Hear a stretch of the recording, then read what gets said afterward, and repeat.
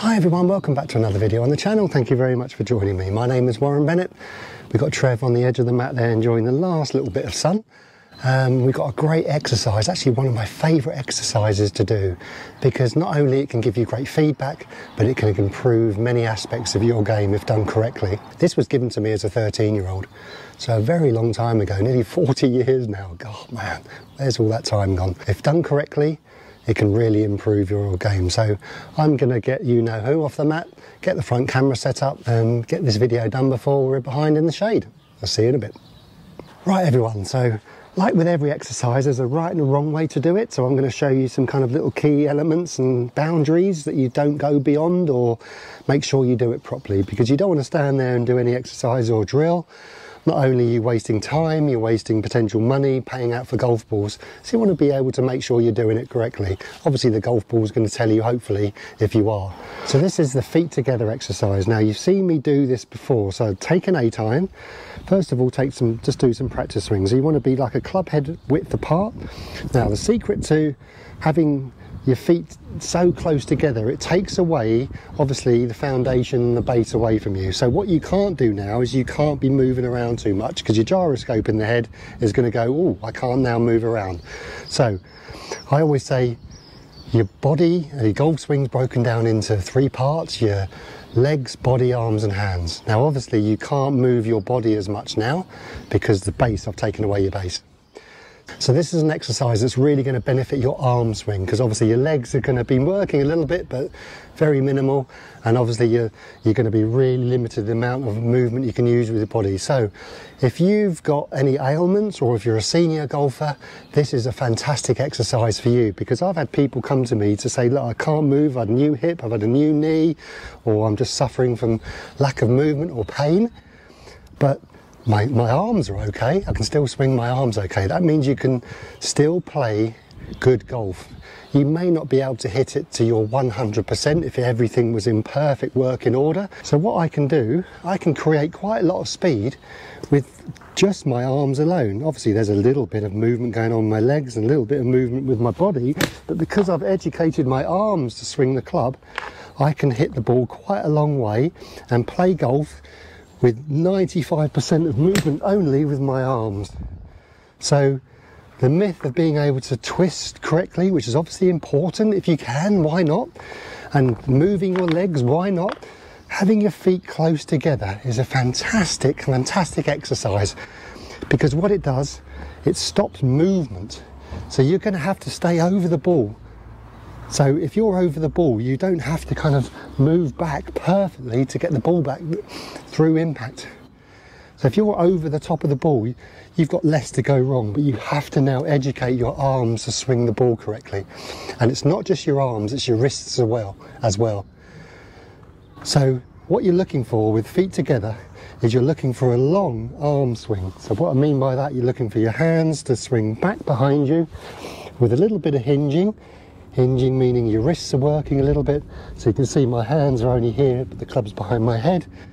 So your hands are working quite long either side of the ball. Now you can still do this wrong. You can still hit the ball with your feet together and still move your body too much, but you're going to see you're swinging it too short.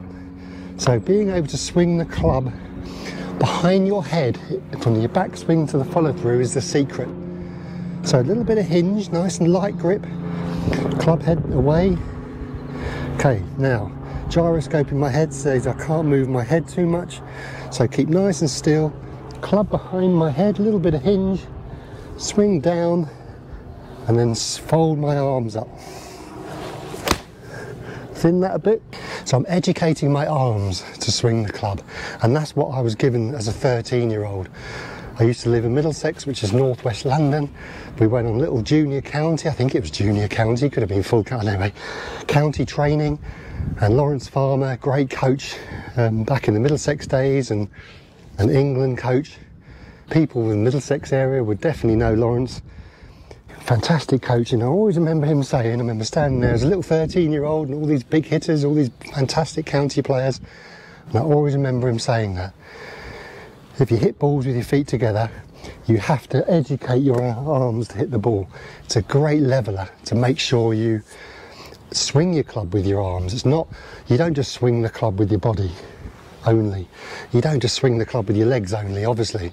So everything's a blend. But to make sure you are swinging your arms correctly, hit balls with your feet together. It'd be a great barometer to see if you are. So if you start falling over and you start moving your head too much, you're going to see your balance is going to be off. So it's really important to be able to kind of stay nice and still.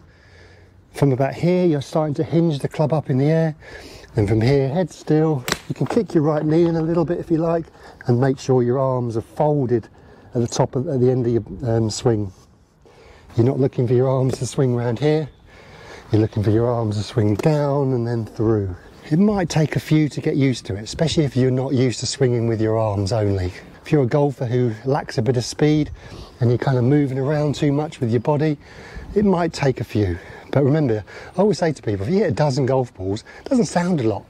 But by the 12th ball, you're going to start getting some feelings here. So nice and light, hinge, make sure the club goes back behind your head, so you're not stopping short here. Head nice and still, back, down and through. Less to go wrong. Oh, I've got a really bad hip, or I've just got a new knee. What can I do? First thing I would do is make sure you swing your arms effectively. If you were playing badminton, you don't play badminton like that. You whip it. There's a whipping action with your arms, because that's where your speed is. Speed comes with your hands and arms, and this is what you're doing, everyone. Your wrists and your hands come from a bit of hinging, and then you're letting that go. You're dropping it down and then folding, letting these arms swing.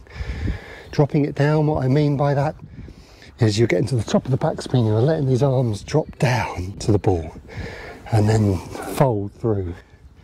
Nice and still, we're not lifting up, keeping nice and still. Let our arms pull our body in our golf swing, not our body pulling our arms. Really important, that. And you're just looking for a nice strike, ball relatively in the middle of your stance. Make sure you get a little bit club width apart.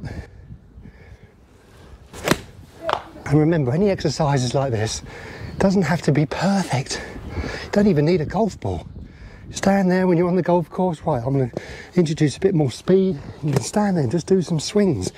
Don't look up, keep your head nice and down. You can look up at the end if you like, but you're just literally swinging your club, swinging your arms, nice and light, keeping nice and balanced. If you can keep your balance with your feet quite close together, you know you're swinging your arms relatively effectively and efficiently. And then you can widen a little bit. Next stage, widen a little bit, feel the same thing. You're not over twisting, you're just using your arms more. I can tell golfers who are into their latter years, we call it, who used to be really good golfers. So ex-pros, we say, but even low handicappers. You can tell golfers who used to be really good because they're moving their arms well. They've lost their mobility of their hips and their knees and their trunk, let's say, but you can still see the education of their arm swing. And that's what you slicers and you people who lack a bit of distance and speed, that's what you need. Feet together exercise is what I call a desert island drill. If you were stuck on a desert island, you've got a million golf balls, you're not getting picked up for another year, and you've got one golf club, all I would do is just do feet together exercises. And then you come out the other side and you've got a natural arm swing. For a club golfer, to swing the club is you've got to swing the club with your hands and arms more. Too many people swing the club with their body too much. Head nice and still, nice and light, make sure it's long, down into impact, and make sure it's long, either side of the ball. If you want to help with that, a little bit of hinge. Hinging the club means you can see my hands haven't moved there, but my club is behind my head. That's what hinging does. If I didn't have any hinge, the club's still short, so I'm going to have to generate the power. So introducing a little bit of hinge, introducing a bit of natural length for the backswing. You've got something to get rid of. And it's not about perfection, because that certainly wasn't. So next time you go to the range, and I've probably only hit a dozen golf balls there, and I feel like I've kind of got a bit of a rhythm there.